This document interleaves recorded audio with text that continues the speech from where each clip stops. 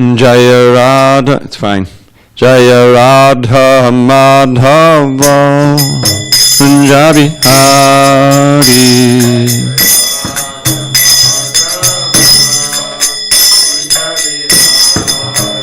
Jaya Radha Madhava Punjabi Hari.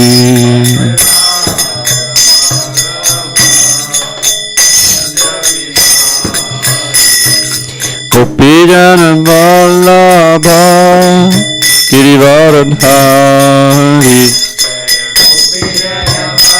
Pick that up. Pick that up.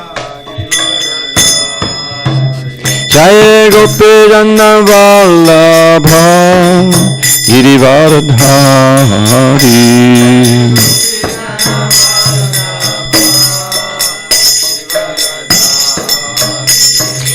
Yashodanandana Pradajana Ranjana.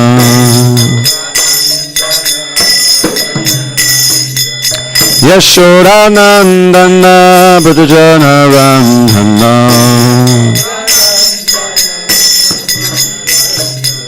Yamuna Tira Vanachari.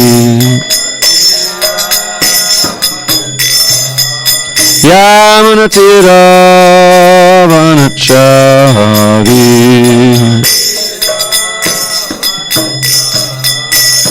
Jaya Radha Madhava Punjabi Hari.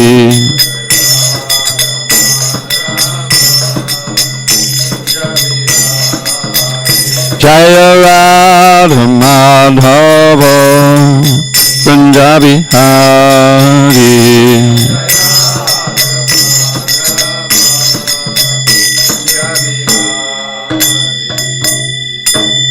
Jai Mitabad Paramahansa Varurikacharya Ashtotar the Sri Srimad Divine Grace Sheila A.C. Bhaktivedanta Swami Prabhupada Ki Jai. ISKCON BBT founder Acharya Srila Prabhupada Ki Jai. Jai Om Vishnupad Paramahansa Varurikacharya Ashtotar the Sri Srimad Divine Grace Sheila Bhakti Siddhanta Saraswati Thakur Ki Jai. Ananda Koti Vaishnavini Ki Jai. Namacharya Srila Haridas Thakur Ki Jai. Grantaraj srimadbhagavatam Ki Jai. Samaveta Bhaktavinda Ki Jai. All glories to the assembled devotees. All glories to the assembled devotees. All glories to the assembled devotees. All glory to Shri Guru and Gauranga.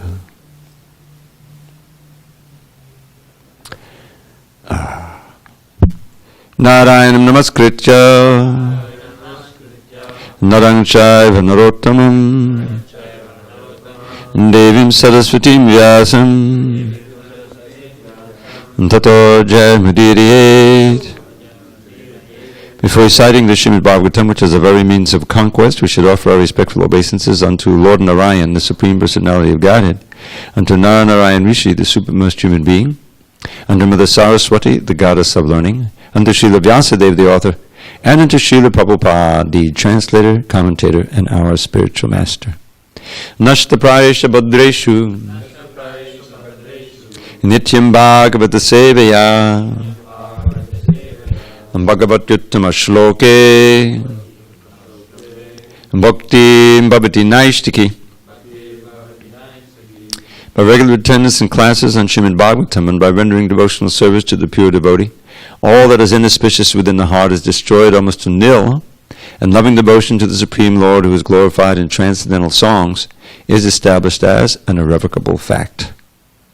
Om Namo Bhagavate Vasudevaya. Om Namo Bhagavate Vasudevaya. Om Namo Bhagavate Vasudevaya. On this 5th day of October 2020 in SanDiego, we're reading from Srimad Bhagavatam, translation and commentary by His Divine Grace A.C. Bhaktivedanta Swami Prabhupada. And we are in the 4th canto, the creation of the 4th order, 25th chapter. King Puranjan goes to the forest to hunt, and his wife becomes very angry. Text number 20. Anuninye Tishanakar Viro nunayako vidaha. Pasparsha parihugalam. Ahachot sangalalitam. Anuninye sanakar. Viro nunayako vidaha. Pasparsha parihugalam. Ahachot sangalalitam. Anuninye sanakar. Viro nunayako vidaha. Pasparsha parihugalam. Ahachot sangalalitam.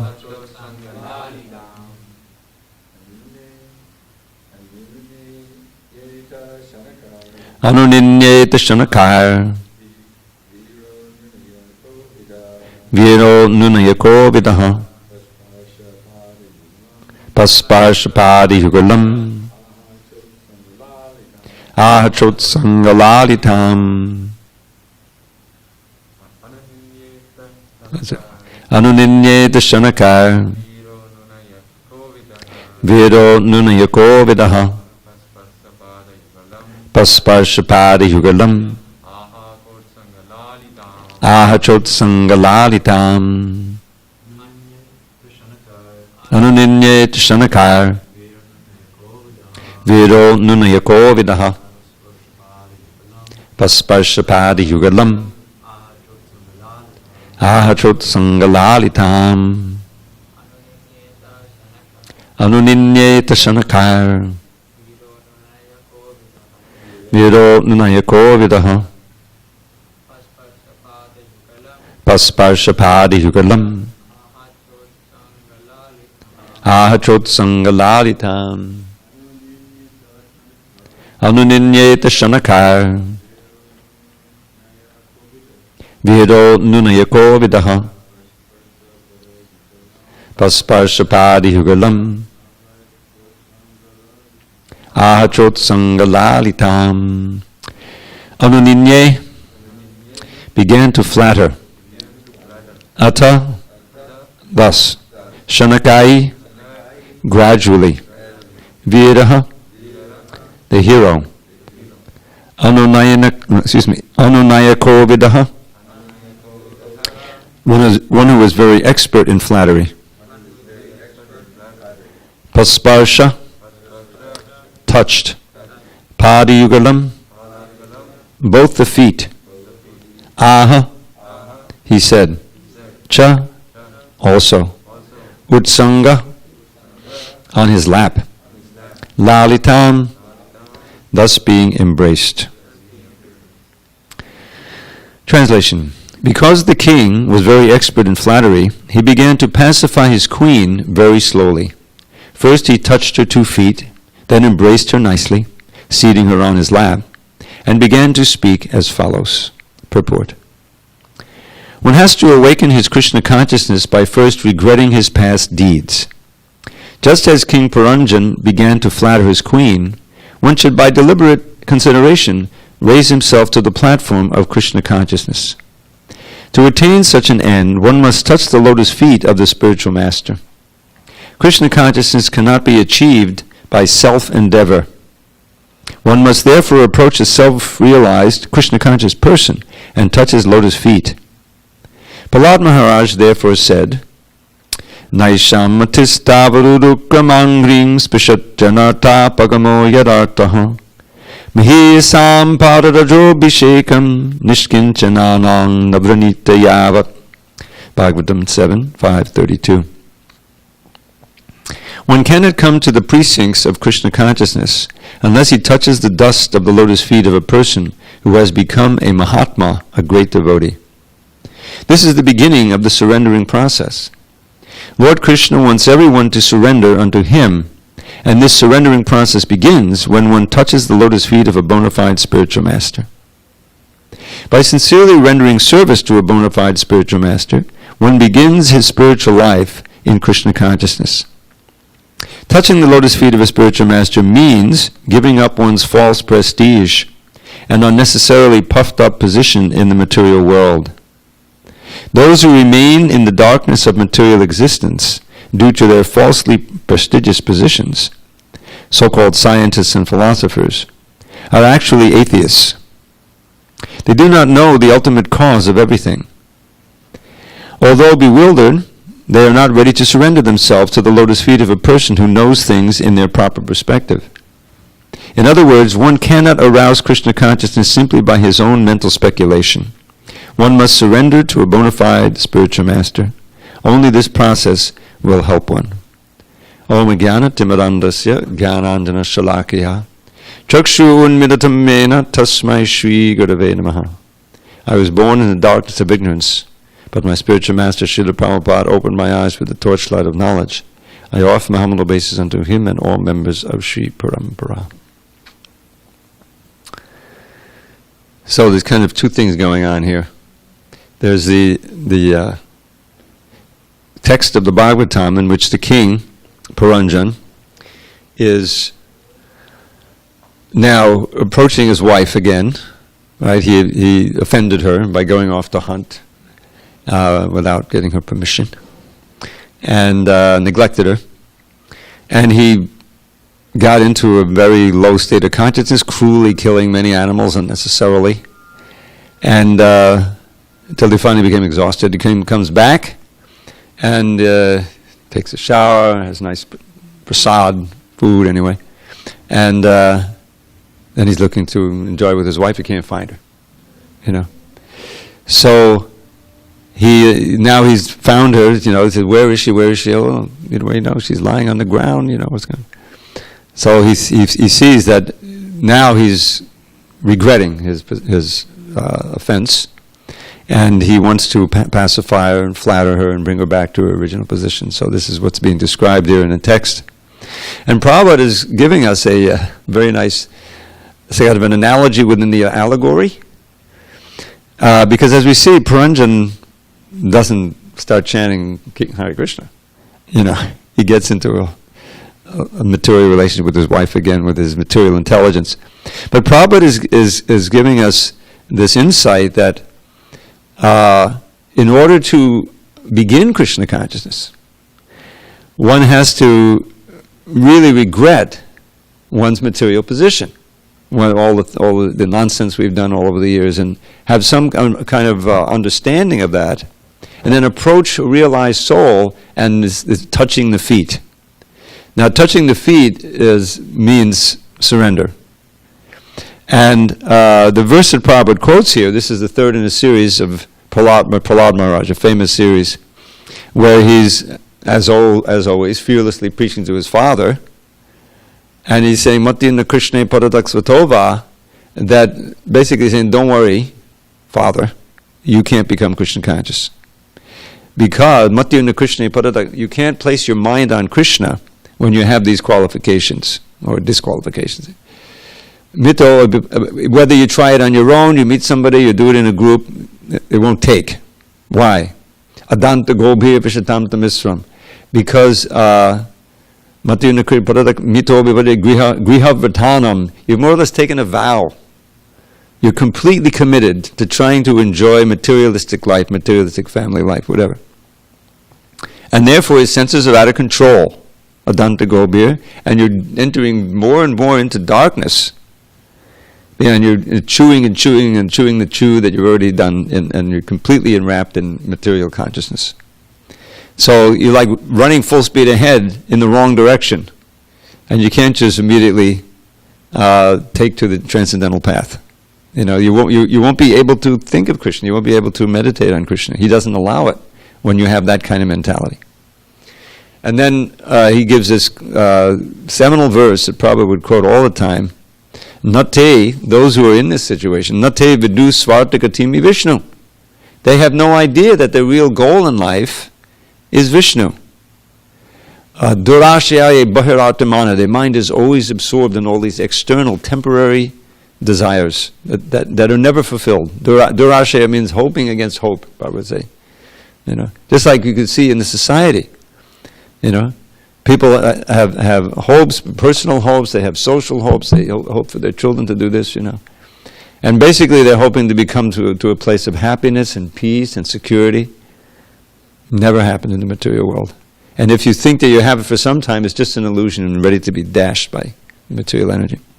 So durashyaye bahirartamanana, and they're encouraged and led in this wrong direction by other blind people who have no idea that the real goal is Vishnu.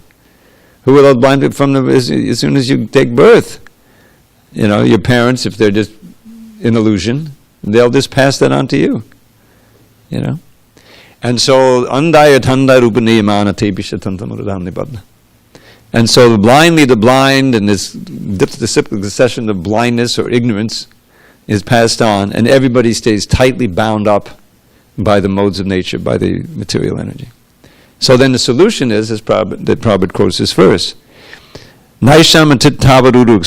So you have this pair, Tavat Yavat. This is a common thing.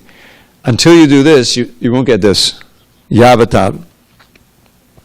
So Naisham, for them, Matis Tavarurukramanging. Urukrama Angrim. Urukrama is the name for Krishna, the great actor. It's often used for Vamanadev, who took big steps. Urukrama, right? So the feet, one cannot touch the feet of the Lord, the mind, with your mind, and thus get rid of all your anartas.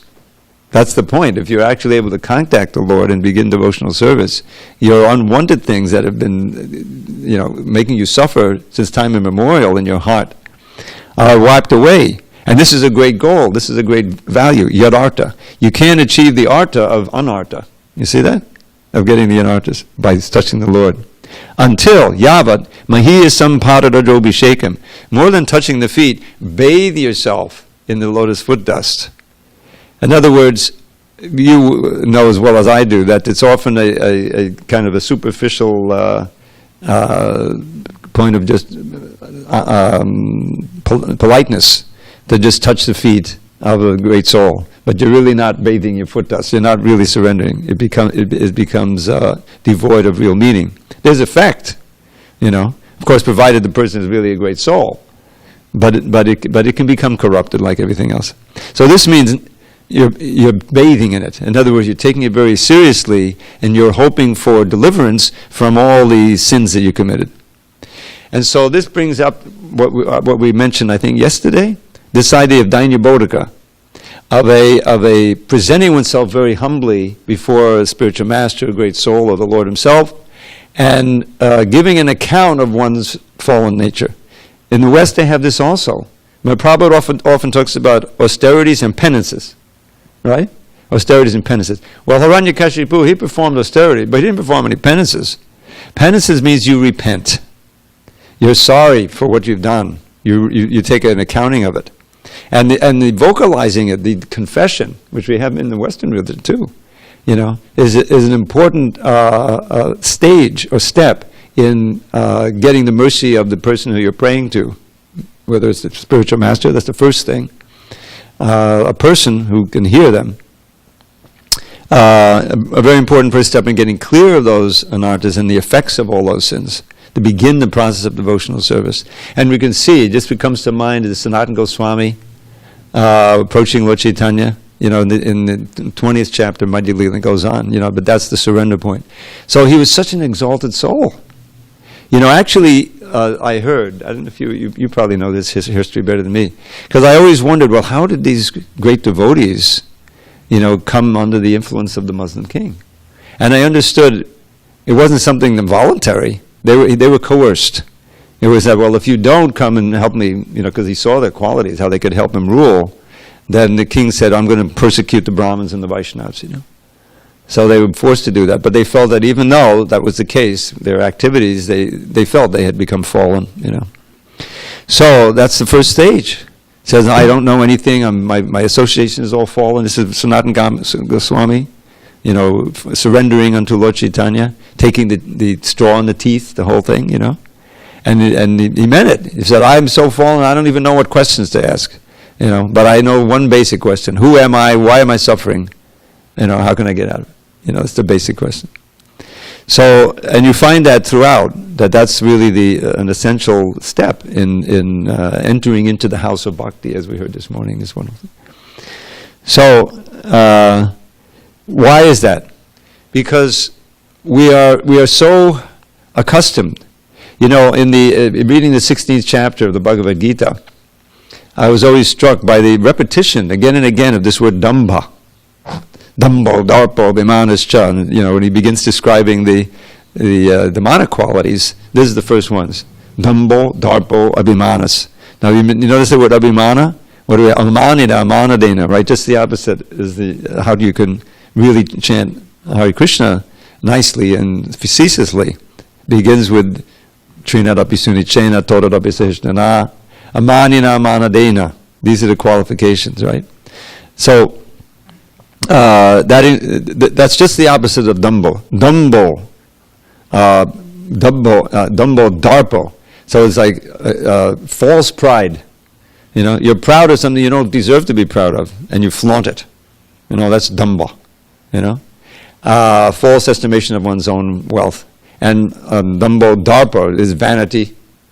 I've always been interested in the Sanskrit language. It's such a fascinating language. Darpana is a mirror. So what feeds you vanity more but being able to look in the mirror, right? Dumbo Darpa. And abhimanas, just the false pride. This is the flags of the demons. They all have a measure of this. So that has to be. We have to have just the opposite. Now, Lord Chaitanya in his Shikshastika, he gives us an example of this Dainya Bodhika, second verse. First verse, he gives us 7 metaphors describing the incredible value of chanting Hare Krishna in congregation, especially, right? Sankirtan. Vijayate Shri Krishna Sankirtana. And then he describes how merciful the holy name is. Nam Nam Akadi Bahuldani de Sarva Shaksis Tatrapitani Amitak Smarane Nakala. So you have many different names, like Krishna, Govinda, Madhava, and so forth. And you've invested these names with your potencies, meaning that you've made yourself accessible to anyone, anytime in this age. Just chant the holy name, no pre-existing conditions. Niyamatak smaranena kala. Niyamatak, there's no niyama, there's no prerequisite to chanting the holy name. Any time he gives, but it includes any place, any person can chant Hare Krishna. Or any holy name. But Smaranena Kala Nam Nam Akadi Bahudani Dasarva Shaktis Tatrapitan Himatak Smaranena Kala Etadrishi Tavakripa Bhagavan Mama. Bhagavan, and oh Supreme Lord, you're so merciful to make your name, you yourself, accessible in the form of your holy name for anyone and any time. But despite that, I have not developed a taste for this chanting due to my offenses. That's the implication.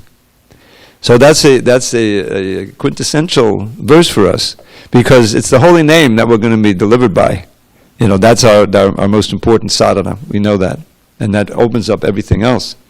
So how to get the taste for chanting, the determination for chanting, so that we have the strength and we have the confidence to come under the shelter of a spiritual master and take initiation, which we know means we have to vow to chant, and get serious about chanting.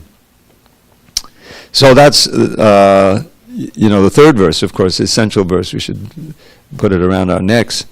Being as humble as a blade of grass, more tolerant than a tree, desiring no honor for oneself and giving all honor to others who are honorable, everyone. Then we can chant the name incessantly and get the taste. So this kind of now the songs, we've started the song of Narottam Das Thakur, Bhaktivinoda Thakur, we have a whole detailed description where they get into, I spent my life, accumulating, this material education, and I got now the fag of my life, I'm coming to you, my Lord, please, show me your mercy, So this is an example of it, and of Dainya Bodhika, of the proper approach. And it's perfectly described here in this verse quoted in the purport. To take a bath, it means that to be serious, not to just some superficial activity, but to really recognize the infinite value and mercy of great devotees who have come to us, like Srila Prabhupada, took so much effort to give us precisely that opportunity to surrender to him and to come under his influence so that we can break free from the bondage of our sinful life, which has been controlling us since time immemorial. When you read Srila Prabhupada's books and you're getting a little familiar with the philosophy, you realize what our great fortune, how we've become so fortunate. We can never repay, even in minuscule amount, of the good fortune we've been given by the efforts of great devotees, especially Srila Prabhupada and all the great acharyas, whose mission in life is to make us fortunate. They're experiencing, the highest Krishna consciousness, and they take in their hearts the mission of Lord Chaitanya to give that mercy to others and help. It's so important to read the Chaitanya Charitamrita. I remember when that book came out. Of course, we already had some volumes, and it was, but then when it came out all of a sudden, and everyone's studying, and you realize, I immediately thought, oh, this is the mood of the Hare Krishna movement. This is what it's all about. And reading about Vasudev Dutt, an inconceivable example. It says, my dear Lord, people are suffering so much in this world, just give me all their sinful actions and I'll perpetually, dwell in hell, and you deliver them and take them all back to God. Lord Chaitanya shed a tear, gave him a big embrace, Don't worry, that doesn't have to happen. By your wish, they're going to be delivered, and you don't have to suffer in hell. But the fact is, he really desired that. It's inconceivable. It's inconceivable. I get a little pain in my leg, and immediately, like my consciousness is affected. But the thing, you read the fifth canto, the hellish punishments. It's important for us to read that because it's an impetus to preach. These people are going along, of course now, with this COVID thing, there's a certain, the mood, isn't it? But it's like a moment of truth. And for most people, they're just, devolving into a lot of anxiety and depression. There's more spousal abuse going on because people actually have to live together for months. It's very dangerous. But that's the real nature of the world. It's a complete illusion to go along and think, today is going to be more or less like yesterday, and tomorrow will be like today, and I've got it together. Nobody has it together. We're riding on these delicate machines. This is why this danger that's going on. This whole mood we've had for 6 months now. I gave a little talk. That was the title of it. This Brampton thing yesterday. The silver lining of the COVID-19 pandemic. And it was all about how, I quoted immediately the verse of Kunti, Vipadak Santatakshashva Tattva Tattva Jagadguru. She recounts in the previous verse of all of the dangers that she had to go through. The poisoned cake and the burning house and the exile in the forest and finally the war itself, all these dangers. And so, somebody who was superficially God conscious would say, why? We're your great devotees. Why did you put through all this? Prabhupada tells the story of the ladies in Germany during the war. They're all Lutherans to some degree. They took shelter of that, and going to church and praying, from the bottom of their heart that their husbands or their sons or their brothers or their fathers will come back from the war, in good shape. Many did not come back at all, and some came back, grievously wounded and so forth. And their faith was broken. They had no idea that this is karma, that you have to continue. It was impossible. So they became atheistic. So, but this is the nature of the material world. But oftentimes it's not apparent. This is part of Maya's trick. If we just make this adjustment, things will be all right. If I invest this money this way, then I'll be okay. And sometimes you actually make money and say, oh, now I'm successful, and you get completely deluded and thinking that now I've got it made, And so time goes on, you get older, things change. She leaves you, you leave her, that person dies, you get this disease. Something happens. Threefold miseries come down on you, you know. And so all your dreams and your illusions of happiness and peace in this world are shattered, and you die, you know, and go off who knows where. You know, often in this age you probably lose your human life. So the Vaishnava, who's a little conversant and practicing Krishna consciousness, is moved by this. You know, I couldn't help. I'm sorry. I kind of spied on you. I listened through the door yesterday. I think yesterday at your class or the day before, and he was quoting the verse. You know, I'm sure you've quoted it many times in the Bhagavad Nayavod Vijay Padadadacha Vaitaranis. Prahlad Maharaj is, who's the same mood of Vasudeva Dutt, you know, is that I said, I have no problems. I can immerse my mind in your glories by just chanting anywhere I want. But I'm lamenting for all these fools and rascals who are suffering. Paradukka Dukhi. This is the heart of a Vaishnava. Is that personally we're tasting the nectar of Krishna consciousness. And so we're suffering much less in this world than others. You know? And if we're pure, then we don't suffer at all. But we do feel anxious for all those who are suffering in ignorance. And so we try to give them Krishna consciousness. This temple is a big preaching facility. That's its reason for being. Because number one, those who are really serious and you know can spend full time here, it's a place where you can become advanced. You know, because full time there's association, there's the deities, there's cleanliness, there's the senior devotees who can, and of course the books are available. Everything is available, prasadam. And it's also a place in normal times when people can come and become attracted to Krishna and begin there. So it's like it's an outpost. It's an embassy of Krishna in the world, and it's our duty to maintain it. So it has that function.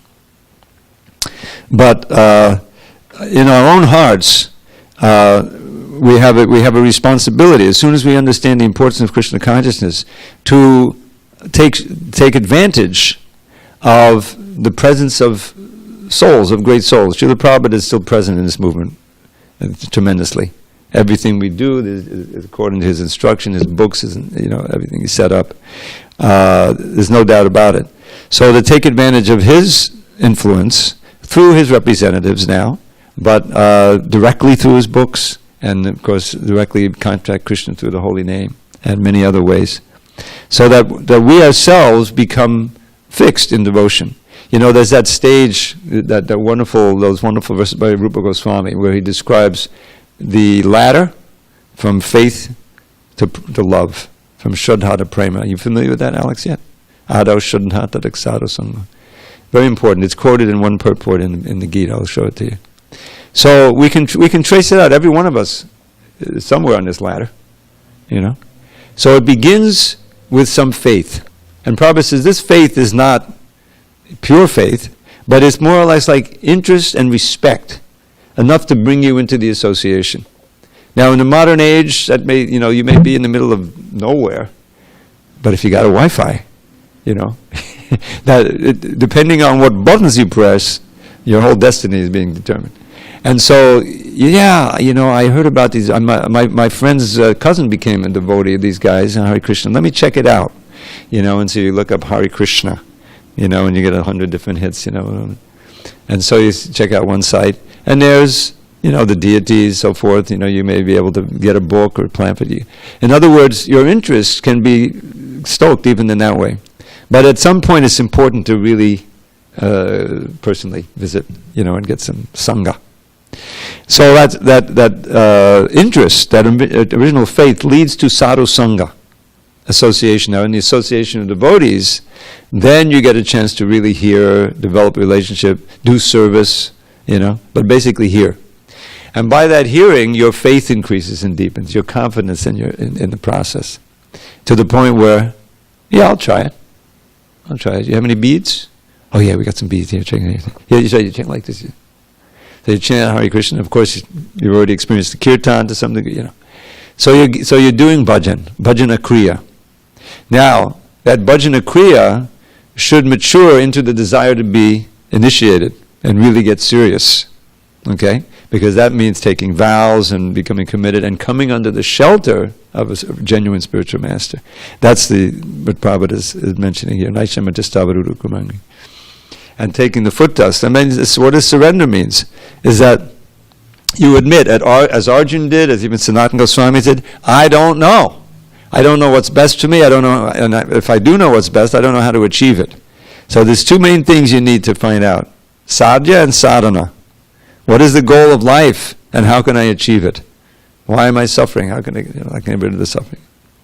So that's an important part of bhajana kriya, and that bhajan goes on in a more serious way, regulated way, and as you're doing that, your anarthas are being removed, because you are bathing in the foot dust by following instructions, by doing what you're supposed to do and not doing what you're not supposed to do, which are the essential first two levels of surrender.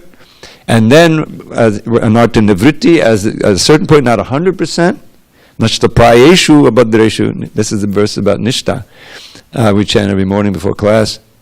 And you come to the point of nishta. Now that's really firm faith. Firm faith is described in by Lord Chaitanya as Shraddha Shabde Vishwas Korhe Sudhadhanas Joy Krishna Bhakti Korle Sarva Karva Katohoy. Shraddha Shabde. The definition of Shraddha, or real faith, is that you're completely confident that just by performing the activities of Krishna consciousness, all your aspirations will be fulfilled. That's all I need to do. Even if I have to do some work in the world, I Krishnaize it by trying to remember Krishna during that time and giving over as much of the fruits as possible to Krishna, keeping body and soul together. That's still, part of Krishna consciousness activity. So then you're at the point of nishta. Now, as you're doing this, it's not just this happens and then the other thing happens. There's some simultaneous things happen. You're getting more and more ruchi for everything related to Krishna consciousness, which is a great sign, because that ruchi is a preliminary of attraction to Krishna. That's what ruchi means. If you have some taste for chocolate cake, it means it has an attraction for you, right? You're attracted to it. So you're attracted to Krishna, and that means to the holy name, to the association, to the deities, to everything, related to Krishna. And that gradually deepens into that ruchi deepens into attraction to Krishna, which deepens into bhava, or ecstatic ecstasies in relation to, and into prema. So that's the ladder from Shraddha to prema. And anyone who seriously takes up Krishna consciousness starts up that ladder. So in order to start, one has to find someone who you respect and can take shelter of, and who is truly a representative and pure. And as Arjuna did, that's a model, Sanatana Goswami. Surrender means, okay, instruct me, what should I do? What should I not do? And even though it may be just the opposite of all the things you've been doing, you still, that's what surrender means. So that's what's described here. Now he's doing this Paranjan. He's relating to his wife as his intelligence, and he's pacifying her. And Prabhupada took the massaging her feet. But the end of the whole thing is he's embracing her, and then he gets off on a whole thing with his wife. He's not about to chant Hare Krishna from all this. But Prabhupada is giving us an analogy in the middle of the allegory, where we can take so many Krishna conscious lessons from it. So, any discussion on these points? Vajendananana Prabhu. You have a question from the internet. Oh. From Prometheus Lightbearer asks, if karma as it is understood in the Vedas is a universal principle, except for those serving Krishna, then why are great demoniac personalities not receiving reactions for their sinful acts? I'll give one example, but there are many. Elizabeth Windsor, known popularly as Queen Elizabeth II, her wealth, practically speaking, is incalculable.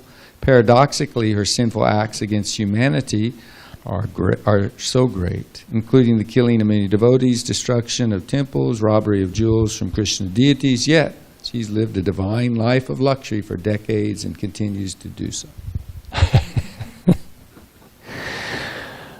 Well, we don't have to refer to Queen Elizabeth. I mean, this is a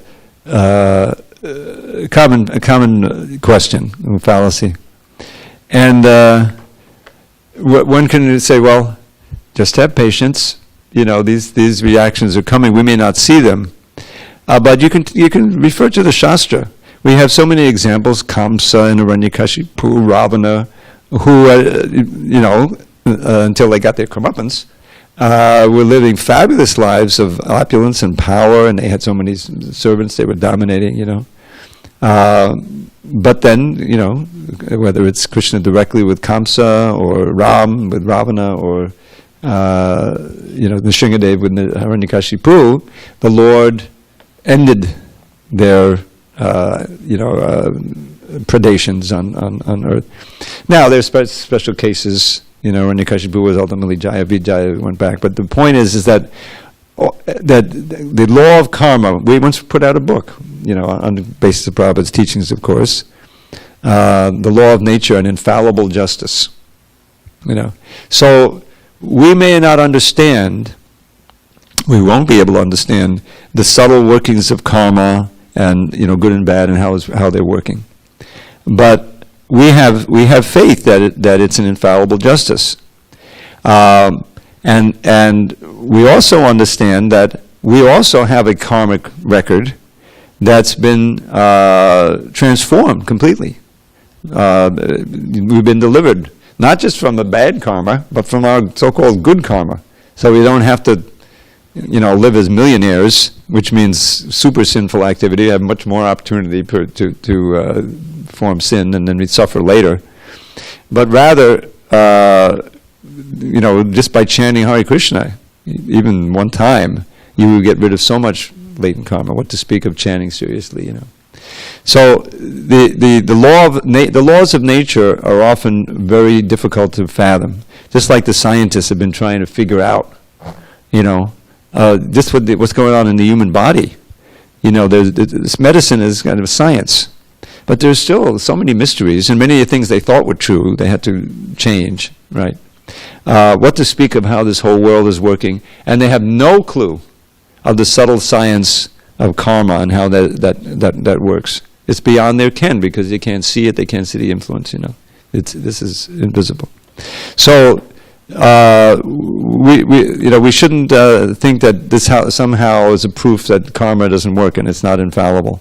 Is that our time scale is so distorted. We have our little lifetime, human life, and everything is in proportion to that, But that's like half of a split second when we look at the vast amounts of time that we're dealing with the development of the earth and so forth. What we should do is really see how karma is working, and how people who have no access to Krishna consciousness are in the grip of their karma, and not just their bad karma, which is going to produce so much suffering, but their so-called good karma, which keeps them bound to this material world, and therefore suffering birth, old age, disease, and death, even if it's a so-called life of wealth and influence, So the thing is, with the principle it's working, and we have faith that it's working. We know from the Shastra that it's working. Krishna speaks about it in Bhagavad Gita so clearly. And we are grateful that, being serious Krishna conscious devotees, if we should become, then we'll be freed from that karmic reaction, provided we're working for Krishna, giving off everything that we can to his service, And we should want to help others get free of that bondage. That's the real way in which we understand karma. That's the best I can do. You can add, please.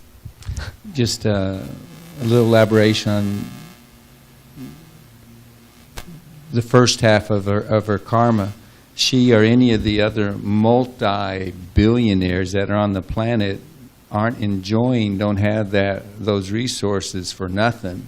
They had to have done some incredibly huge, who knows how many lifetimes worth of piety to be able to be given that as a reward for that piety. Right. And unfortunately, due to the sinful desires or lack of good association, then they misuse all that good karma for sinful activities and exploitation, like Prometheus Prabhu says. And Yeah. so they're going to lose it all, and then the next life, boy, they're back down at the bottom. Who knows what species and what kind of sufferings they Thank you for that. I forgot that. And that's probably often mentioned that about the United States, is that the United States is so wealthy, people want to come here and so forth. But it's all due to previous, good karma, if you be able to be born here. But also we can see sometimes huge disasters happen, even in the United States. There's no way to stop. I mean, these big Adi-Daivic things that are happening now with the fires and the hurricanes. There's so many hurricanes that have, go to the Greek names, what is it? Delta, the record. And they're stronger, And we try to trace it back to global warming, but it's the law of karma, paying it. And so that's a very important point, is that whatever people have that are wealth, if they don't use it for Krishna, then that becomes like a lodestone around their neck, because how many more sinful activities, and how proud you can be with all of this wealth, and you look at some of these billionaires, multi-billionaires, they're not happy, they don't all look blissful. I'd rather see some new bhakta, chant Hare Krishna. I like to tell this story. I don't know if you heard it, because you haven't been here, except for the last few months. When I was, you remember this magazine back in the 50s and 60s, 70s maybe, a Life magazine? Of course. Big color, big format, a lot of color, way before the internet.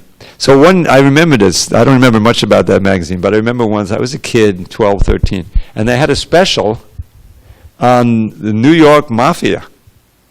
And they had these full color spread. And here were these guys. They weren't mugshots, but they were little, pictures, maybe 20 of them, 24 more.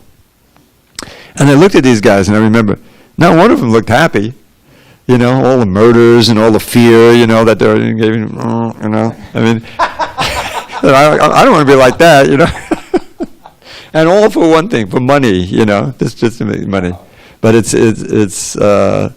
that's the nature of this thing. Like, you got these guys who come out of college now, some of MIT, the best college is Harvard, and they're fixed on one thing. Let me get to Wall Street, and get in with the guys who are making all these millions and millions of dollars, And so some of them, sometimes they get there, and they got to work 80 hours a week, and they're almost like interns. They hardly get paid anything, but they're learning how they can manipulate the stock market, and make all these billions of dollars. It's such a waste of human intelligence. We had some of our wonderful devotees like Sadhaputta and others who had tremendous intelligence, who used it properly, for Krishna service. Prabhupada was so happy, that some of his first devotees, he had some very qualified men who joined, early on, and he was able to get some leaders. And he used that, he was able to engage that wonderful intelligence in Krishna service. But for the most part, it just, in this world, it's just a gateway to more sinful activity and, horrible life. Any other comments? Yes? I had a question. Did you ever get to touch Srila Prabhupada's feet? And if you did, do you mind sharing the little nectar? I never did. I didn't. When I came along, there were hundreds and hundreds of devotees. I did have one very nice, intimate interview with him, though. And that was in Vrindavan in 75. I don't tell you how. I mean, I had no money, but somehow I got to go for the opening of the Krishna Balaram temple. You were there at the time? No. You weren't able to get. And so it just so happened that I was due to get my Brahmin initiation. So there were a bunch of us from all over the world, And so there may be 20 or 30 who lined up outside of Prabhupada's house and Vrindavan, and we all had flowers, that we had found in Vrindavan. We were waiting. I was the last one. So I go in, done the butts, and here's Prabhupada. The lights are kind of not so bright, Behind his desk? Yeah. There wasn't a desk because we had to come close, but he was sitting on the sofa or the chair there. And what I remember is that he was in Goloka Vrindavan. He just was in this completely transcendental mood. So, we'd each been given one thread. How those threads are wrapped up. So I had my thread, I was clutching it, you know. and after I'd done the bus, I said, Prabhupada, okay, open it, you know. To this day, I don't know how to open those threads. I opened the thread completely, a complete tangle. Looked up at Prabhupada and said, now it is finished. I said, oh my God, my Brahman initiation is finished? My devotional life is finished? They said, go out to push to Krishna, or whoever was that, Shuddhakirti, get another one. So I ran out into the lobby. There was no one there. There was no one there. I was the last one. You know. I'm panicking and looking. On one table, there's one thread. I grab that thread, I come back in, and Prabhupada said, give it to me. And so Prabhupada very expertly, he undid it and put it on, you know, gave me the mantra. I was so awestruck, you know, I could have taken advantage and asked him, you know, about my service and things, but I was just, Haribol, thank you, Prabhupada. So that was my one personal encounter. But I must say that, you know, in my work as editing, you know, I started out editing. What was I editing? I was editing Prabhupada's lectures for the Bhakti Guided. So I felt very close to the words of Prabhupada, and that, you know, that was my greatest good fortune, that somehow I was able to perform that service for Prabhupada, and still trying to perform it. All glories to Srila Prabhupada. Hari Hari Bol.